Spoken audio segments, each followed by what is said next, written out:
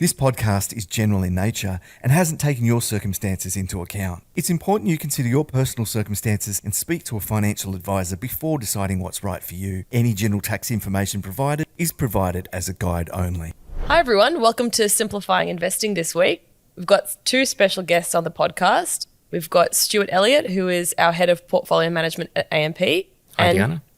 Hi, Stuart. And Brad Creighton, who we had on last time, who is a portfolio manager within our investments team. Today we're doing a special on the Chinese economy. I'll start off first with a very broad question. What is the macroeconomic backdrop that China is operating in right now? Brad, I'll start with you. Yep. Okay. That's a really big question. So I'll do a summation going back about 10 years to give you a sense of what is the Chinese economy and where is it today. There's been substantial financial reform in China over the last 10 years. They have relaxed constraints on their currency and their interest rate policy to be more market-oriented and less centrally controlled. They have established South Connect and North Connect to invite international capital into their investment markets to get access to Chinese stocks. In technology, they're a leader. They've got some powerhouse companies in the likes of Alibaba and Tencent. They've been a leader in antitrust regulation, which the European Union is now pursuing against some of the American companies, so that tech companies like Alibaba and Tencent don't monopolize the industry. Mm-hmm. And in environmental standards, they've been a leader as well. There's strict and punitive penalties for over-emitters. And in electric vehicles, they've been a global leader there.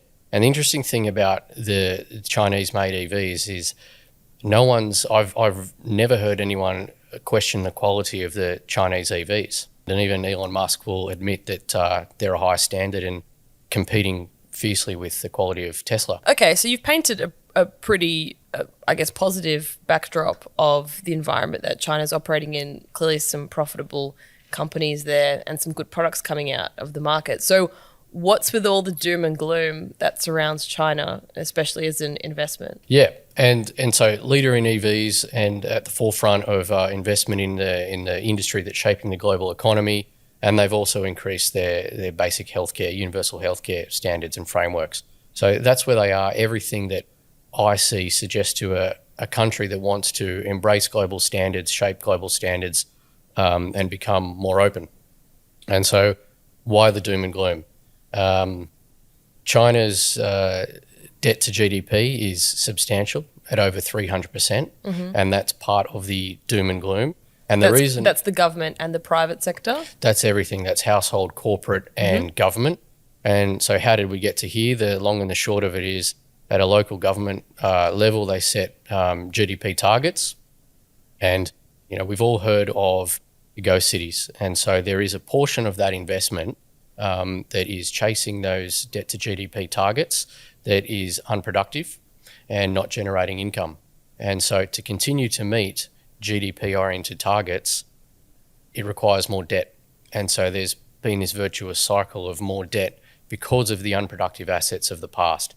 And in 2020, there was the introduction of 3 red line policy, and that's essentially the level of debt relative to cash assets and equity, which is a recognition that there are unproductive assets and a need to deleverage the economy. And deleveraging is, in essence, a deceleration in growth.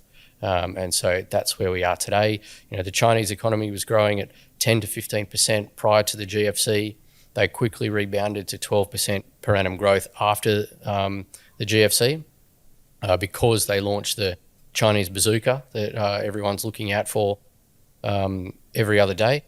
But since then, since that 12% run rate, they've trickled down and they're now in the 4s and going towards the 3s over the next 5 years at the current rate. So that's part of the concern. In addition, there's deflation at the end of last year or disinflation this year. Disinflation is when inflation goes up but at a slower rate than it was, and it can lead to deflation.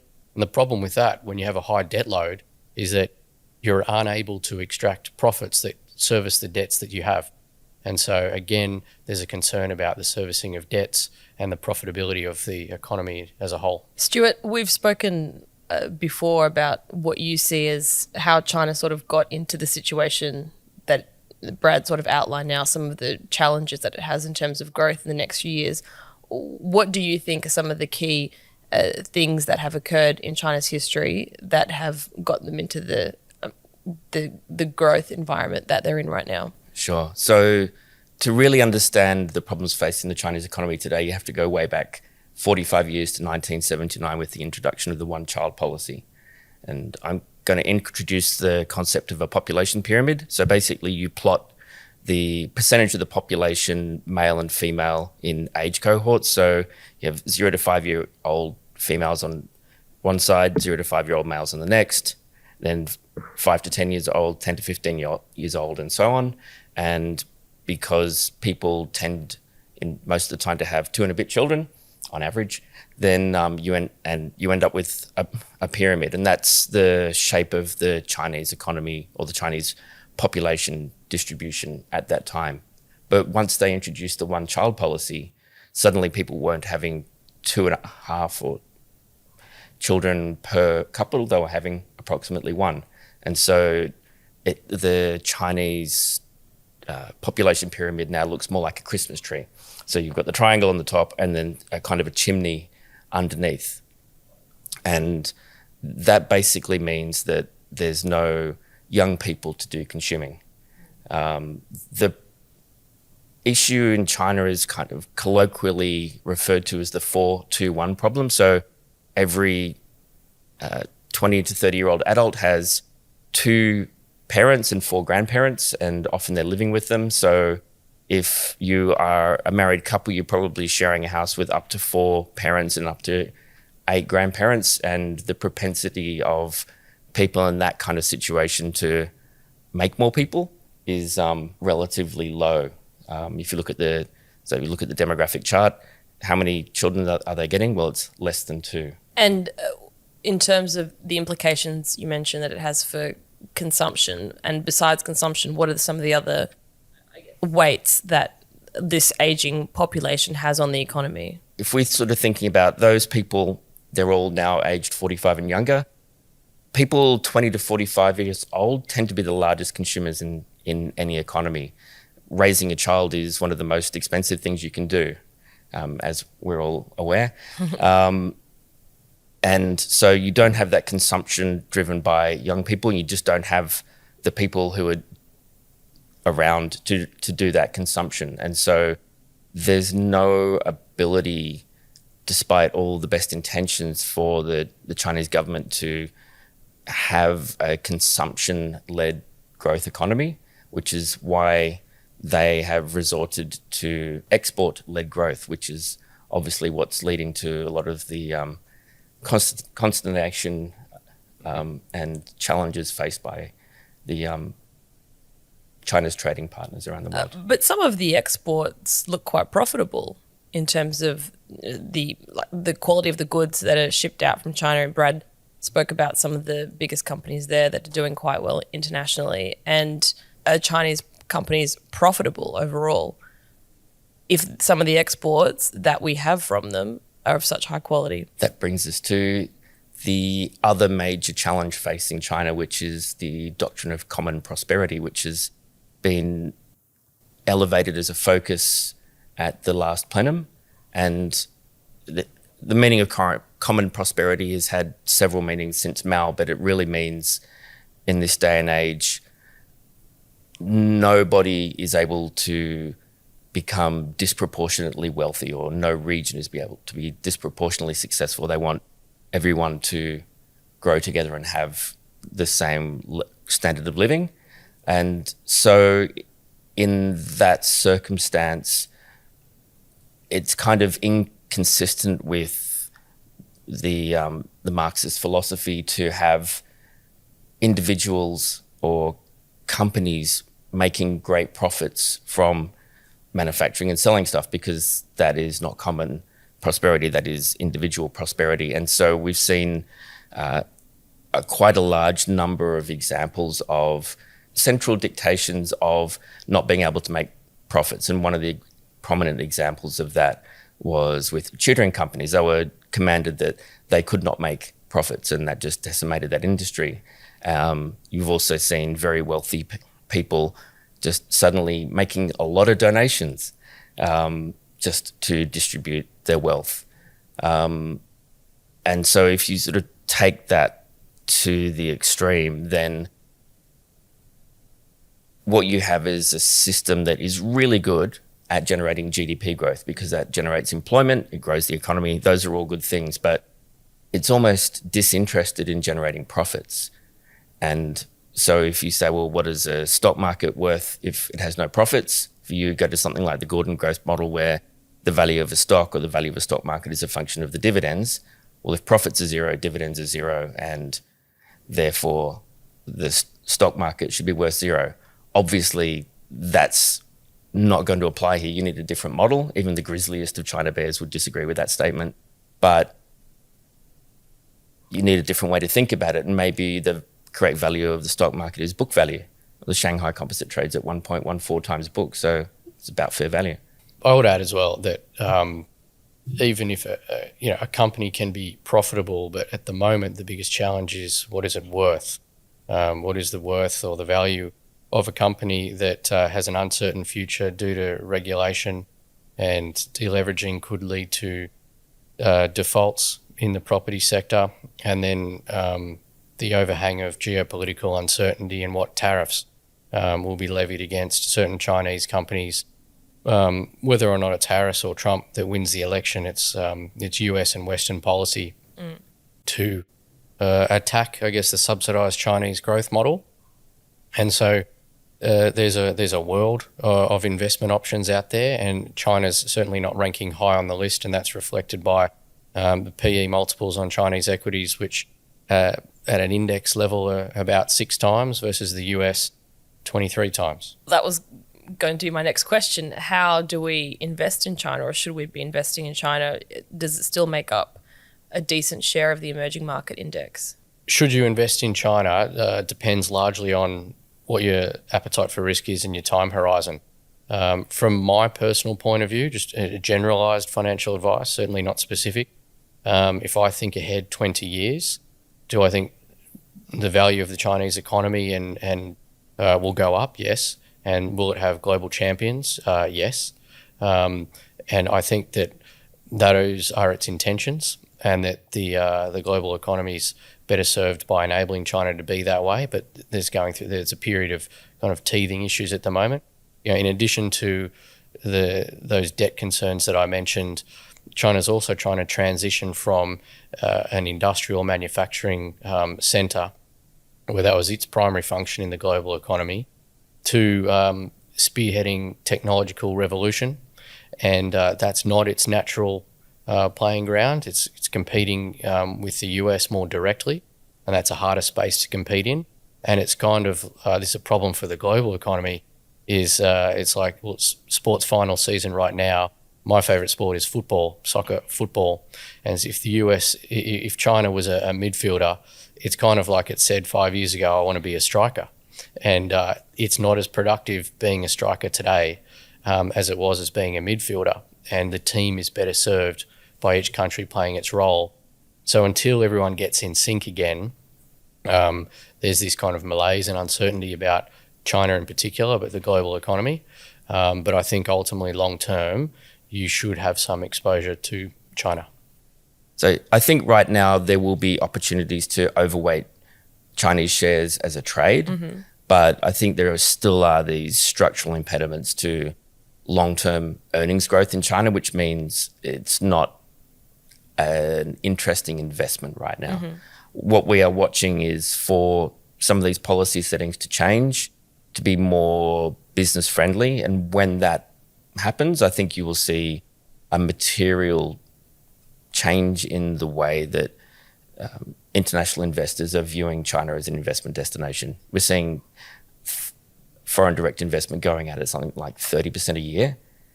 You need to see policy settings that are going to turn that around, and when it happens, it's going to be a great investment for a long time. And what about the potential implications of any further new tariffs from a Republican administration?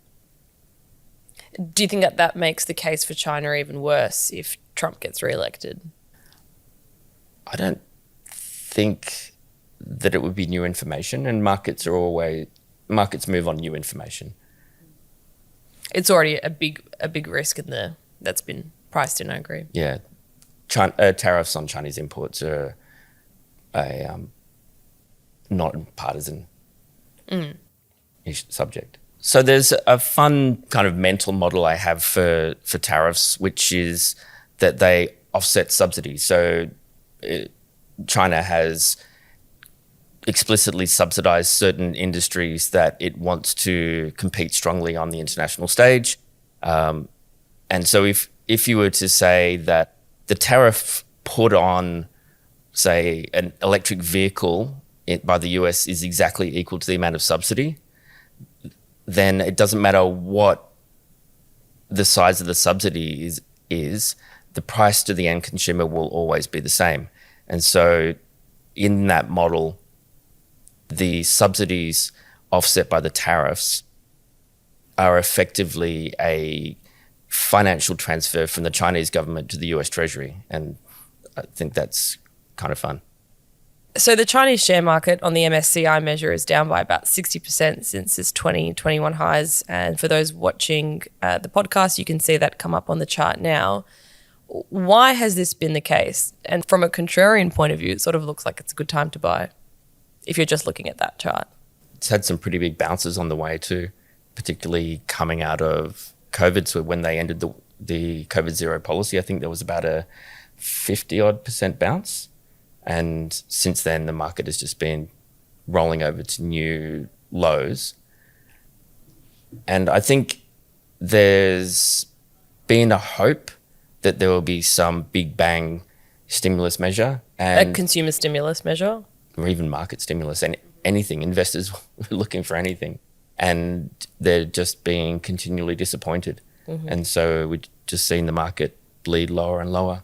There is also a trend internationally, and I think it's probably under Western government pressure to some degree, to move to emerging markets ex-China benchmarks. And so it's not necessarily that people are underweight China, it's just there's less policy to own them. In your policy benchmark, China's not even a part of it. That's not the case. We use the full MSCI index at AMP.